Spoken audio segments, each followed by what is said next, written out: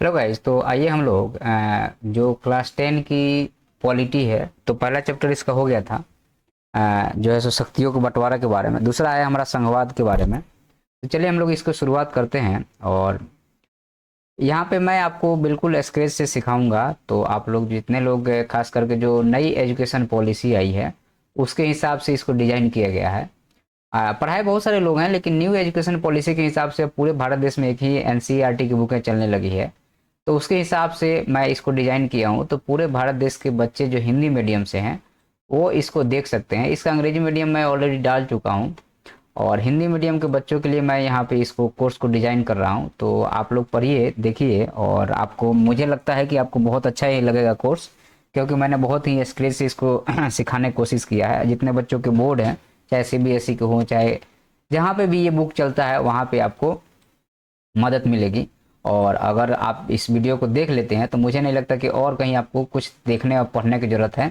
एक ही बार में पूरे कंसेप्ट आपके क्लियर कर दूंगा। तो आप लोग पूरा वीडियो देखिएगा, आधे अधूरे पे और स्किप करके मत देखिएगा, पहला चीज़। दूसरा कंडीशन ये है कि आप एक बार देख लेंगे तो ये गारंटी है कि एग्जाम में आप पूरे के पूरे क्वेश्चन को सॉल्व करके आ सकते हैं।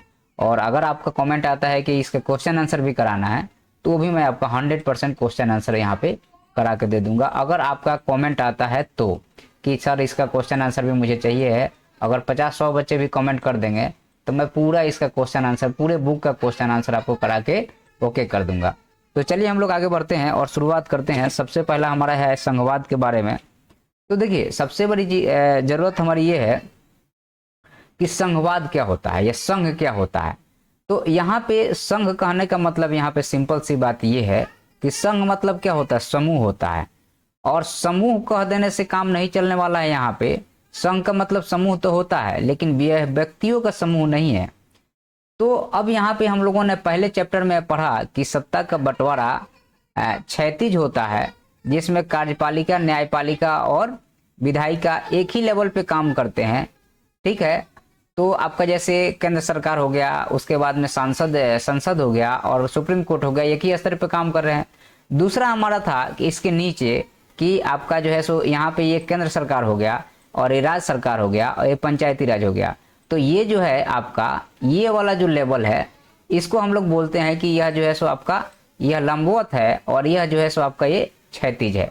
तो क्षैतिज में कार्यपालिका, विधायिका और न्यायपालिका एक ही लेवल पे काम करते हैं, लेकिन लंबवत में जो है सो ये अलग अलग है। मतलब कि आपको विधायिका हो गया, कार्यपालिका हो गया, न्यायपालिका हो गया। तो विधायिका कानून बनाती है, कार्यपालिका उसको अप्लाई करती है, सॉरी, विधायिका कानून बनाती है, कार्यपालिका लागू करती है और न्यायपालिका उसको देखती है, एक ही लेवल पे है। लेकिन अगर हम ऊपर से नीचे आते हैं, तो पहले केंद्र सरकार है, फिर राज्य सरकार है और फिर लोकल बॉडी है। अब यहाँ पे एक बात जरूर आता है सामने, समझने वाली बात ये रहती है कि जो केंद्र सरकार है वह कानून बनाता है, राज्य सरकार भी अपने क्षेत्र में कानून बनाता है और पंचायती राज भी अपने क्षेत्र में कानून बना रहे हैं। तो अब जब आपके कई बार ऐसा होता है कि ऐसे आपको कई जगह पे ये सरकारें का संगठन देखने को मिल जाएगा कि केंद्र सरकार, राज्य सरकार और लोकल बॉडी, ये कई जगह दिख जाएगा। लेकिन अब यहाँ समझने वाली बात ये है कि क्या जो चीजें दिख रही है वो चीजें हैं। तो अब यहाँ पे आपको ये समझना पड़ेगा कि कई बार केंद्र सरकार जो है सो आपको पावर दिया है ऑटोनोमस बनाने के लिए, आपको राज्य सरकार आपको पावर दिया है ऑटोनोमस बनाने के लिए, लेकिन राज्य सरकार जो है से कभी भी ये पावर छीना जा सकता है। तो ये इंडिपेंडेंट नहीं हुआ, ये संघ नहीं हुआ, ये जो है सो संघ नहीं है, यह जो है सो आपको एकीकरण सरकार है, विकेंद्रीकरण सरकार नहीं है। या आपको हल्का पावर दिया गया है, लेकिन जब भी चाहेगा केंद्र छीन लेगा।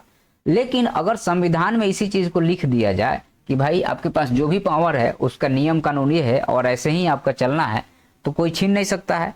तो भारत देश में इस टाइप का है कि संविधान में इसको लिखा गया है और संविधान में सूची बनाया गया है। जैसे केंद्र क्या क्या करेगा वो केंद्र सूची में है, राज्य क्या क्या करेगा वो राज्य सूची में है, और आपको लोकल बॉडी या पंचायती राज व्यवस्था क्या करेगा उसको अलग से लिख दिया गया है।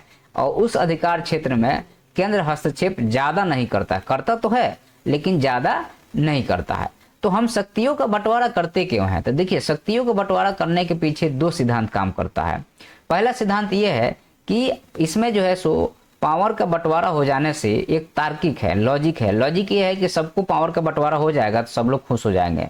इमोशनल पॉइंट ये रहता है कि उससे एक संतुष्टि मिलती है कि हमारा भी आदमी इस शासन व्यवस्था में है या मैं भी इस शासन व्यवस्था में हूँ। तो तार्किक अपने जगह पे है और इमोशनल या यूँ कहें कि भावात्मक लगाव अलग है। और जब दोनों का बैलेंस होता है तो ही जाके कोई चीज हो पाता है। मानव इनबैलेंस तब हो जाता है, या तो वो पूरे तर्क पे ही सोच रहा है तो इनबैलेंस हो जाएगा, या पूरा वो भावना पे ही चल रहा तो भी इनबैलेंस हो जाएगा। लेकिन अगर दोनों को मिला के चलता है तो इनबैलेंस कभी नहीं होगा। तो अब यहाँ पे हम लोग चर्चा कर रहे थे आपको कि यहाँ पे जो है सो जो आपके किताब के हिसाब से अब हम चलना शुरू कर दिए हैं। हमने आपको बेसिक हर चीज समझा दिया है। अब हम अपने आपके जो किताब में लिखा है उसकी चर्चा थोड़ा कर लेते हैं। तो यहाँ पे कहा गया है सरकार 2 या अधिक स्तरों वाली होती है। तो मैंने आपको बता दिया, ये केंद्र सरकार हो गया, ये राज्य सरकार हो गया, लोकल बॉडी हो गया, या तो ये 2 हो गया या उससे ये ज्यादा हो गया, 3 हो गया।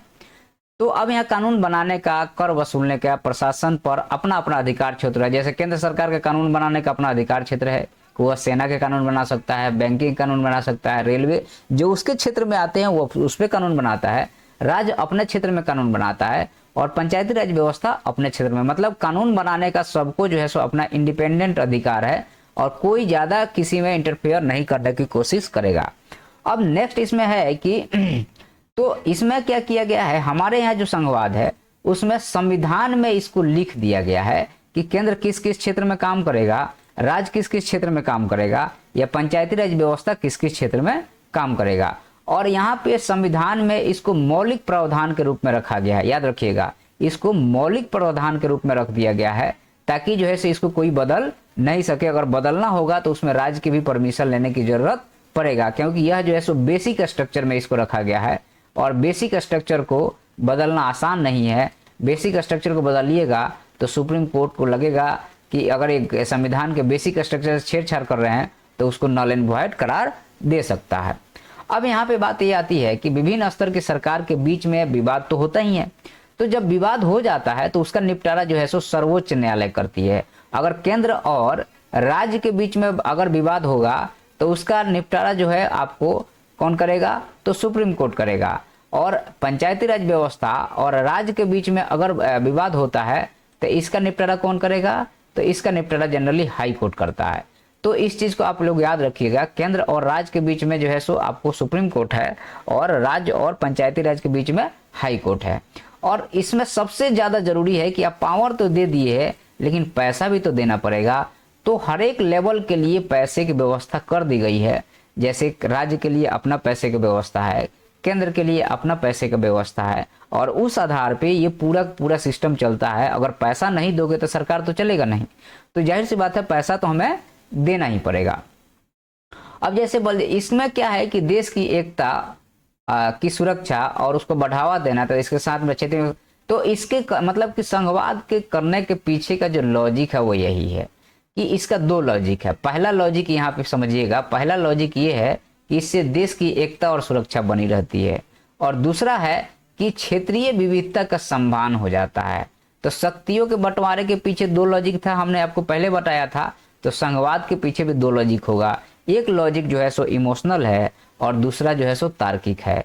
इमोशनल है कि सबका सम्मान हो जाएगा, सब खुश हो जाएंगे, और तार्किक ये है कि इससे देश की एकता और सुरक्षा बनी रहती है।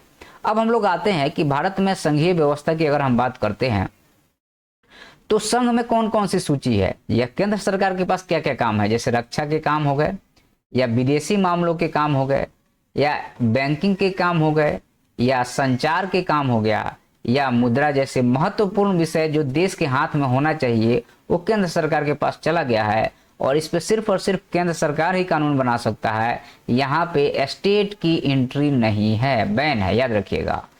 कानून बनाने का अधिकार सिर्फ केंद्र के पास में है, यहाँ पे स्टेट की एंट्री बिल्कुल ही नहीं है। तो इस चीज को आप क्लियर रखिएगा।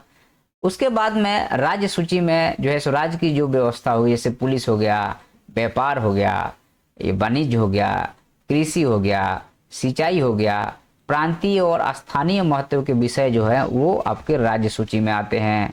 और राज्य सूची में जितने वर्णित विषय हैं इस पे राज्य ही सिर्फ कानून बना सकता है। विशेष परिस्थिति में यहाँ पे सेंटर भी या केंद्र भी कानून बनाता है विशेष परिस्थिति में, और अगर सेंटर ने कानून बना देता है तो राज्य का कानून वहाँ अप्लाई नहीं होता है। इस चीज को आप लोग याद रखिएगा।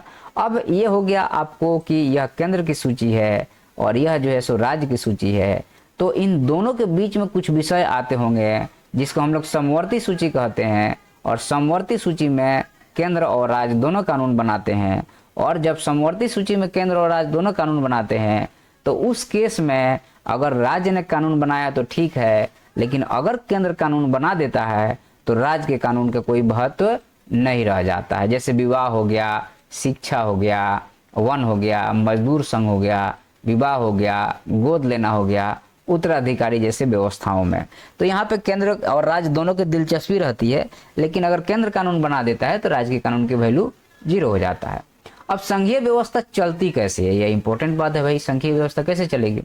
तो देखिए, संघीय व्यवस्था को चलाने के लिए सबसे बड़ी चीज ये है, भारत देश के परिप्रेक्ष्य में हम बात करेंगे, हम दूसरे जगह की बात नहीं करेंगे।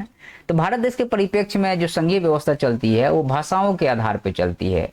और भारत देश में जो राज्यों का गठन हुआ है वो भाषा के आधार पर हुआ है, रिसोर्स के आधार पर नहीं हुआ है, लोगों के आधार पर नहीं हुआ है, क्षेत्रों के आधार पर नहीं हुआ है, सभ्यता और संस्कृति के आधार पर नहीं हुआ है, भाषा के आधार पर हुआ है। लेकिन कुछ राज्य जो है सभ्यता और संस्कृति के आधार पर भी हुए हैं, भौगोलिक वितरण भी हुआ है। जैसे हिमालयन राज्य हो गए, ये भौगोलिक आधार पे हैं, या हिमालयन राज्य हो गए वो सभ्यता और संस्कृति के आधार पे हैं। तो भारत देश में राज्यों का बंटवारा जनरली 2 तरीके से हुआ है। अब ये बहुत ज़्यादा इंपॉर्टेंट पॉइंट है जिस पे आपको सोचना पड़ेगा, या आप इसको 3 पॉइंट में कवर कर सकते हैं। तो पहला पॉइंट यहाँ पे ये रखेंगे हम लोग कि राज्यों के बंटवारा जो हुआ है वह आपको भाषा के आधार पे हुआ है, ठीक है। दूसरा पॉइंट यहाँ पे ये है कि राज्यों के बंटवारा जो है वो सभ्यता और संस्कृति के आधार पे हुआ है। और तीसरा पॉइंट यहाँ पे ये है कि राज्यों का बंटवारा जो है वह आपको सुरक्षा के आधार पे भी किया गया है। तो ये 3 बंटवारा हो गए। अब पहले समझेंगे कि भाषा के आधार पे। तो भाषा के आधार पे सबसे पहला जो राज्य बना था वो आपको आंध्र प्रदेश बना था। 56 दिन के भूख हड़ताल के बाद श्रीरामुलु का डेथ हुआ और जवाहरलाल नेहरू को उस टाइम पे मजबूर होकर के पहला राज्य तेलुगु बनाना पड़ा, जो कि तमिल बोलने वाले लोगों से अलग करके फिर उसके बाद धीरे धीरे करके आपके 22-23 जो राज्य थे उसके आधार पे बन गए। अब दूसरा आता है सभ्यता और संस्कृति के आधार पे। तो सभ्यता और संस्कृति के आधार पे उसके अलावा हम ज्योग्राफी भी यहाँ ऐड करेंगे कि जो भौगोलिक आधार पर भी इसको मान सकते हैं। जैसे पूर्वोत्तर के नॉर्थ ईस्ट के राज्य जो 7 स्टेट हैं, उसके अलावा हिमाचल प्रदेश हो गया आपको, उसके अलावा जो है सो जम्मू कश्मीर हो गया, लद्दाख हो गया। तो यहाँ सभ्यता, संस्कृति और ज्योग्राफी के आधार पे इसको बंटवारा किया गया है। और लास्ट बंटवारा जो है वो हमारे सुरक्षा के आधार पे किया गया, जैसे लक्षद्वीप हो गया और अंडमान एंड निकोबार हो गया। ये राज्य नहीं है, केंद्र शासित प्रदेश हैं, लेकिन इनका भी उतना ही वैल्यू है। अब यहाँ पे समझने वाली बात यह है कि राज्यों के गठन हम लोगों ने पहले किया भाषा के आधार पे, दूसरी बार हम लोग किया सभ्यता और संस्कृति के आधार पे, और तीसरा आधार जो है सो हमारा भौगोलिक आधार है। तो राज्यों के बंटवारा के 3 आधार को आप लोग ध्यान रखिएगा, भाषा के आधार पे, सभ्यता और संस्कृति के आधार पे, और तीसरा है भूगोल के आधार पे। अब भाषा नीति में हमारे पास टोटल 22 भाषाओं में हमारा जो है सो संविधान रचा गया है, या 22 भाषाओं का हमारे संविधान में चर्चा की गई है। और यहाँ पे राज्यों का जो बंटवारा किया गया है अधिकांश जो है सो वहाँ की राजभाषा के आधार पे ही किया गया है, और हर एक स्टेट ने अपना एक राजभाषा को घोषित किया है। तो राजभाषा को घोषित करने का यह मतलब नहीं है कि राज्य दूसरी भाषाओं का सम्मान नहीं करता है, लेकिन कामकाज जो है सो उसके उसी भाषा में होते हैं।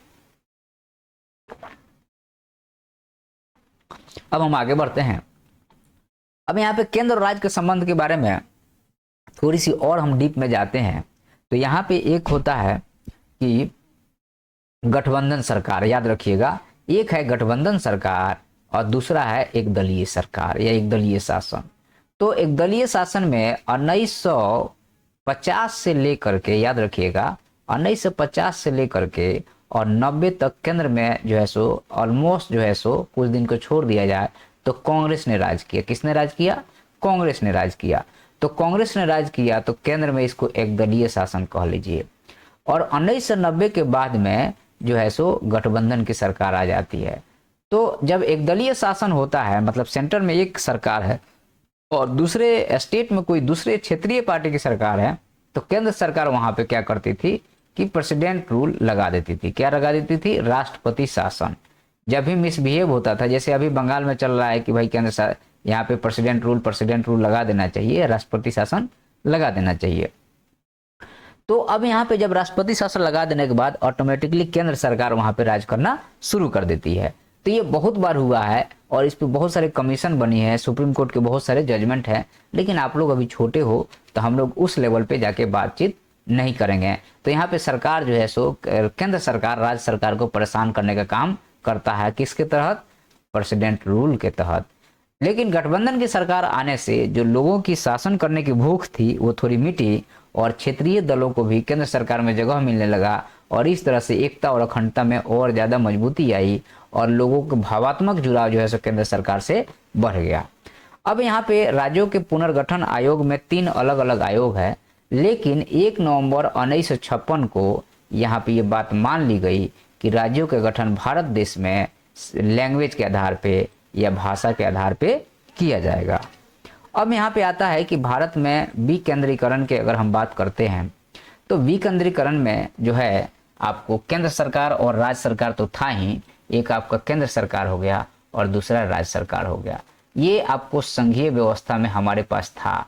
तीसरा जो हुआ 1992 में जो है सो एक तीसरा व्यवस्था है जिसको पंचायती राज व्यवस्था कहा गया और ये जो है सो संविधान में पहले नीति निर्देशक तत्व में था, बाद में इसको जो है सो इम्पोर्टेंट कर दिया गया और 1992-93 में इसको लेके आ गया और ये विकेंद्रीकरण का एक नया स्टेज हो गया। ये पहला स्टेज केंद्र सरकार हो गया, यह संघीय व्यवस्था के पहला स्टेज हो गया, राज्य सरकार दूसरा स्टेज हो गया और पंचायती राज व्यवस्था जो है सो तीसरा स्टेज हो गया।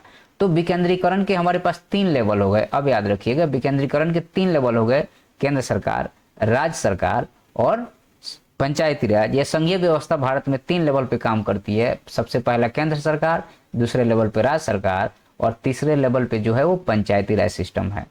तो सभी राज्यों के गांवों के स्तर पर ग्राम पंचायत, शहरों के स्तर पर नगर पालिकाओं की स्थापना की गई और यहाँ पे नियमित ढंग से चुनाव करने के लिए चुनाव आयोग का गठन किया गया।